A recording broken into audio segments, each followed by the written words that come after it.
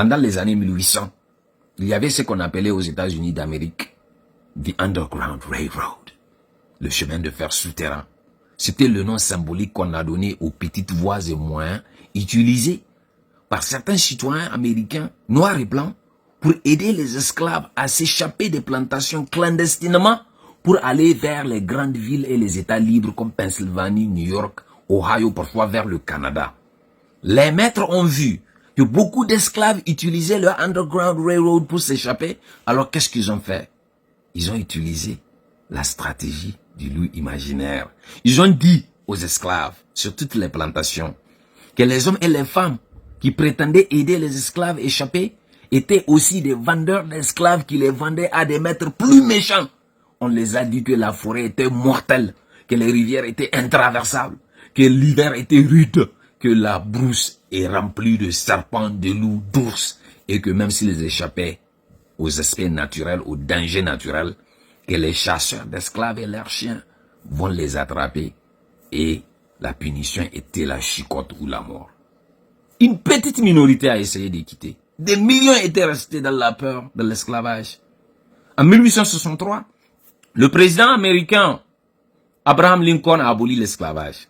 Vous aurez pensé que tous les esclaves avaient quitté.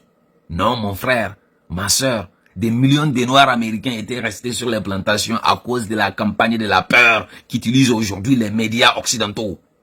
Ils ont dit aux Noirs, libres de partir, que les villes où partaient les Noirs libres étaient des villes de misère pour eux. Les gens mouraient dans les rues, les hôpitaux ne les soignaient pas, la police les brutalisait, qu'il y avait du vol, du viol, et que personne ne leur donnait du travail ou le loyer. Une partie de ça était vrai, mais ils l'ont armé, ils l'ont accentué, et ils ont convaincu les Noirs libres qui restaient dans le sud sur les plantations étaient mieux pour eux.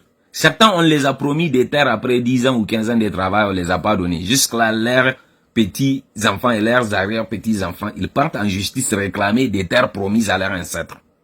C'est vrai. Certains, on les a dit, on va vous payer un salaire. Mais qu'est-ce qu'on a fait? On a inventé un système appelé Indented Services. C'est plutôt de l'esclavage payé, où on vous donne 10 $ à la fin du mois. Ensuite, le maître tend sa main. Loyer 5 $. Nourriture 3 $, l'eau 2 $. Ah, maintenant tu me dois 4 $ parce que j'ai acheté des médicaments à ta femme et j'ai acheté des habits à ta femme. La liberté coûte cher. On a endetté des hommes libres. Ça veut dire qu'ils gagnaient moins que ce qu'ils gagnaient pendant qu'ils étaient des esclaves. Mais vous pensez que ça a marché seulement avec des esclaves ou des anciens esclaves parce que eux ils n'étaient pas éduqués? Non, mon frère, ça a marché avec vous aussi en Afrique. En 1958, le général Charles de Gaulle a utilisé la même stratégie de la peur. Il a dit à des intellectuels africains comme le Paul Sédar Senghor, Djori Amani, Houphouët-Boigny, Sékou Touré, que vous avez le choix. Vous pouvez être totalement indépendant.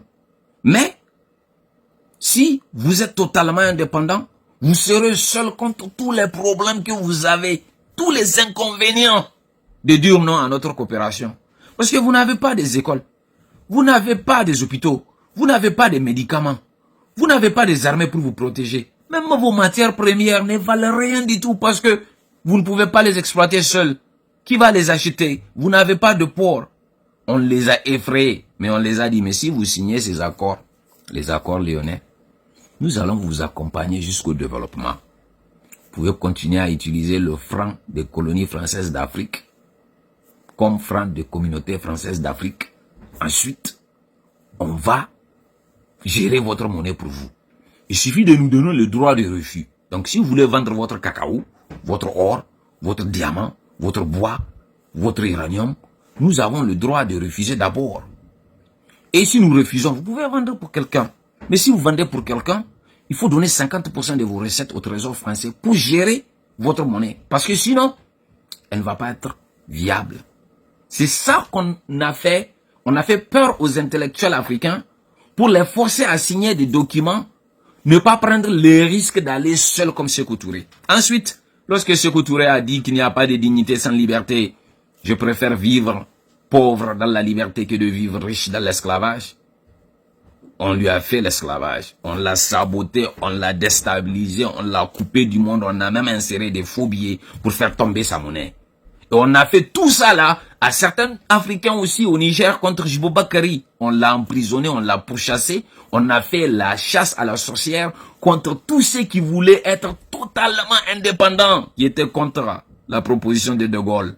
Et on a fait de ceux qui ont accepté, ceux qui ont eu peur de prendre les risques, on a fait de les héros. Et aujourd'hui, parce que le Niger, le Burkina Faso et le Mali ont quitté la CEDEAO, si vous partez en ligne, tout ce qu'ils sont en train de faire, c'est répéter la même frayeur. Nous dire qu'il y a un loup. Nous dire que si nous quittons la CEDEAO, ça serait pire. Oh, le terrorisme va s'accentuer, la famine, la guerre. Oh my God. Vous ne pouvez pas, vous ne pouvez pas, vous ne pouvez pas. Parce que vous êtes enclavé, vous n'avez pas de port. Vous allez rester cloutré parce que la libre circulation sera impactée. On va vous imposer des visas, des séjours et tout. On est en train de tout faire pour ramener le Niger, le Burkina Faso et le Mali à la chaîne du colon. Je vous ai dit dans une de mes vidéos que la CEDEAO, c'était une chaîne de contrôle de masse où on met un collier au cou de chaque esclave, on met une chaîne et on les tire ensemble. Nous avons cassé, brisé cette chaîne au cou. Et l'itinéraire de nos pays, comme l'a dit le président, capitaine Ibrahim Traoré, est un itinéraire de non-retour. Nous allons voir si le loup est vrai.